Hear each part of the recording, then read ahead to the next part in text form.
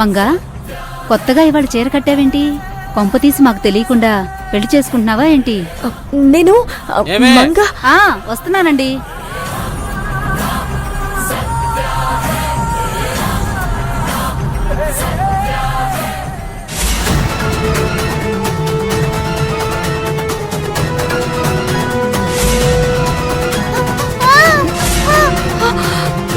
బుజ్జి, బుజ్జి, బుజ్జి, బుజ్జి,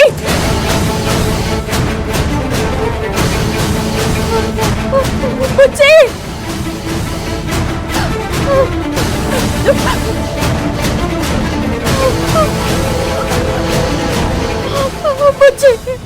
ఎవరి మంగా? అక్కడ ఆవిడెవరో మంగా అని పిలిచింది, ఇక్కడ ఈవిడెవరో మంగా అని పిలుస్తుంది.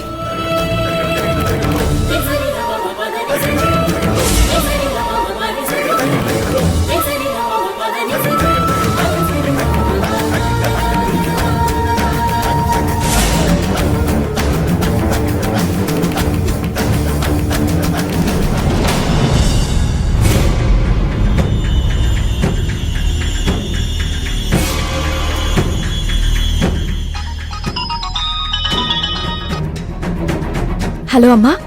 ఏం చేస్తున్నావు బిడ్డా? మేము గానుగాపురం వచ్చామమ్మా.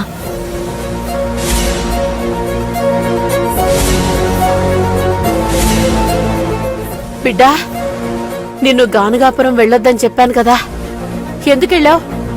అమ్మా, ఇక్కడ అత్తయ్యకి అంకితకి మా అవసరం ఉంది, అందుకే వచ్చాము. బిడ్డా, ఆ సరోజ రూపాలో నిన్నేదో చెయ్యాలని చూస్తున్నారు. అది నీకు అర్థం కావడం లేదు.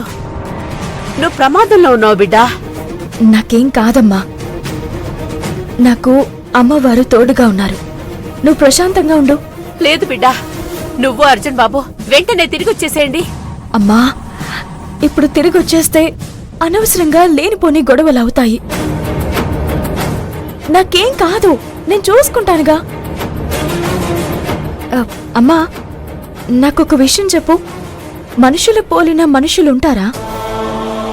ఇప్పుడు నీకా సందేహం ఎందుకొచ్చింది? ముందు చెప్పమ్మా, మనిషిని పోలిన మనుషులు ఉంటారా? మనిషిని పోలిన మనుషులు 7 ఉంటారని చెప్తారు. అదేంటమ్మా 7 లెక్క? బిడ్డా, మనిషికి 7 జన్మలుంటాయి. ఈ 7 జన్మల్లో అతను మోక్షాన్ని సాధించాలి, లేకపోతే మళ్లీ మొదటి నుంచి మొదలు పెట్టాలి. కాని స్వార్థపరుడైన మనిషి ఏ రోజు పుణ్యకార్యాలు చేయడు, పాపకార్యాలే చేస్తాడు. దాంతో భగవంతుడు జాలిపడి అతని 7వ జన్మలో ఒకే ఆత్మని వేరువేరు చోట్ల పుట్టిస్తాడన్నమాట.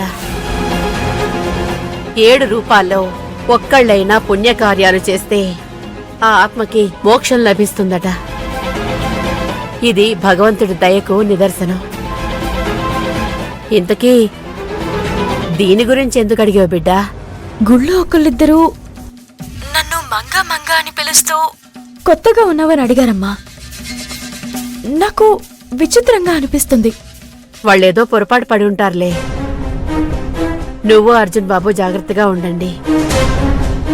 వీలైతే ఆ సరోజ రూపలకు దూరంగా ఉండండి.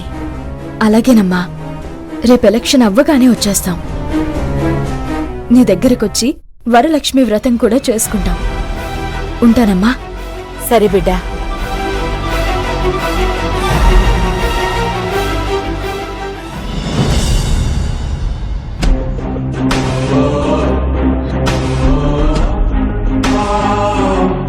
మంగా, నీకు చాలాసార్లు చెప్పాను, నువ్వు అర్థం చేసుకోవడం లేదు.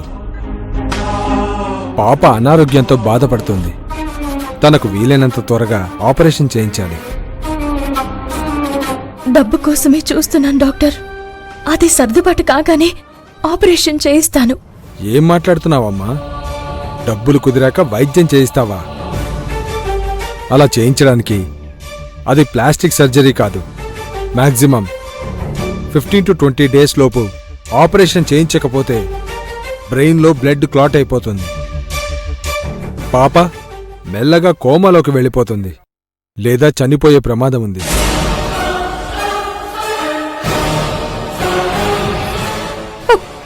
డాక్టర్, ఆపరేషన్కి చాలా ఖర్చు అవుతుందని చెప్పారు కదా.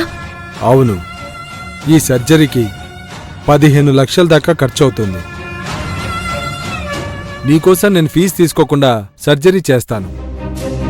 కానీ ఆపరేషన్ థియేటర్కి, రూమ్స్కి, ఎనస్థీషియన్కి, మందులకి 10 లక్షల దాకా ఖర్చవుతుంది.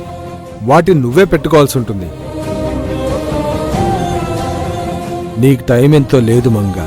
అప్పు చేస్తావో, వాలంటరీ ఆర్గనైజర్స్ని సంప్రదిస్తావో నీ ఇష్టం. కానీ 15 డేస్లోగా సర్జరీ జరగాలి. లేకపోతే పాప నీకు దక్కదు. ఆలోచించుకో.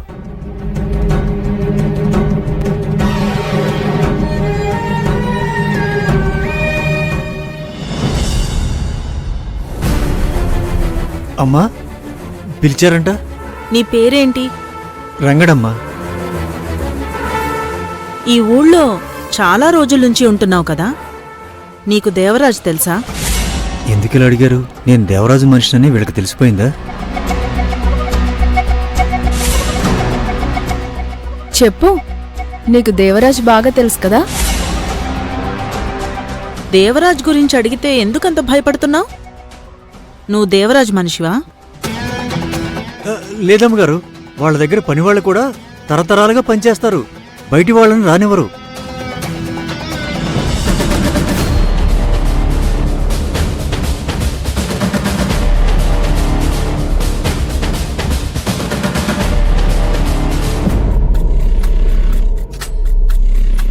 ఈ డబ్బుంచు. ఇప్పుడు చెప్పు, దేవరాజు ఎలాంటివాడు? ఏం చేస్తుంటాడు? వీళ్ళకి నా గురించి తెలియదు. దేవరాజు అయ్య గారి గురించి తెలుసుకోవాలనుకుంటున్నారు. అమ్మగారు, దేవరాజు గారి తండ్రి ఈ ఊరు ప్రెసిడెంట్గా పనిచేశారండి. ఆయనంటే ఊళ్ళో వాళ్ళందరికీ చాలా ఇష్టం. ఆయన చనిపోయాక దేవరాజు గారు ప్రెసిడెంట్ అయ్యారు.